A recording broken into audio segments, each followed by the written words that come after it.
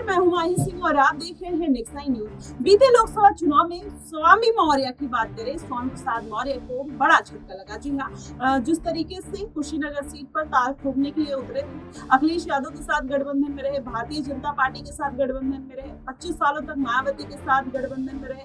क्या एक बार फिर से अब स्वामी प्रसाद मौर्य चाहते हैं कि किसी गठबंधन का साथ मिले? ऐसे में संघमित्रा मौर्य की अगर बात कर लिया जाए तो संघमित्रा मौर्य भी कतार में लगी हुई है। जी आपको बताएं, संघमित्रा मौर्य भारतीय जनता पार्टी से पूर्व सांसद रह चुकी हैं, हालांकि अब नहीं है, क्योंकि इस बार के जब लोकसभा चुनाव हो रहे थे भारतीय जनता पार्टी ने उनका टिकट काट दिया और वो स्टेज पर रोते हुए भी नजर आई।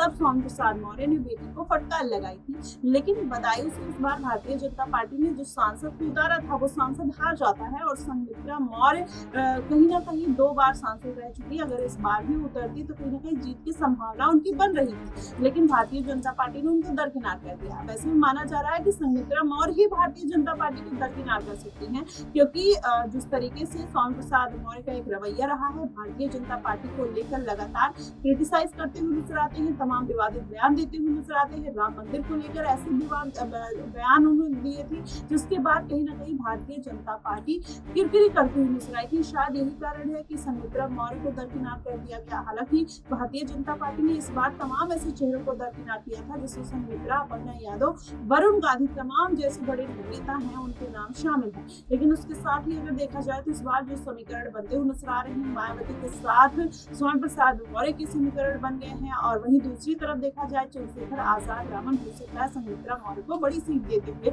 नजर आया। वो सीट कौन सी होगी? करहल बिजनौर सीट है जो सबसे ज्यादा अहम मानी जा रही है, वहीं कटहरी सीट है जहां पर दलितों का दबदबा है। अगर संघमित्रा मौर्य भारतीय जनता पार्टी छोड़ती है तो जाहिर तौर पर आजाद का रुख करते हुए नजर आएगी।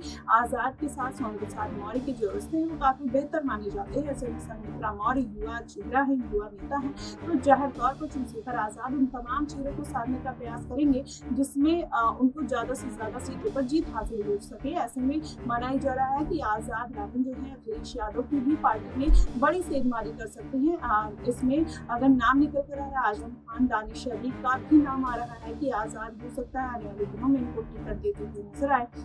अगर ऐसा हुआ तो जाहिर तौर पर अखिलेश यादव को बड़ा झटका लग सकता है और संघमित्रा मौर्य भी अगर भारतीय जनता पार्टी छोड़कर आजाद का रुख करती हैं तो जाहिर तौर पर उनके राजनीतिक भविष्य के लिए बेहतर हो सकता है। और जिस तरीके से भारतीय जनता पार्टी ने संघमित्रा ही नहीं तमाम चीजों को दरकिनार किया है, ऐसे में माना जा रहा है कि ये पूरा समीकरण कहीं ना कहीं उनके पाले में, उनके पक्ष में जाता हुआ नजर आएगा। फिर भी देखना दिलचस्प होगा कि आखिरकार इस बार के उपचुनाव के क्या समीकरण बन रहे हैं। आपको क्या कुछ लगता है? आप हमें कमेंट बॉक्स में जरूर बताएगा। फिलहाल के लिए बस इतना ही। देश और दुनिया की तमाम खबरों के लिए हमारे साथ बने रहिएगा।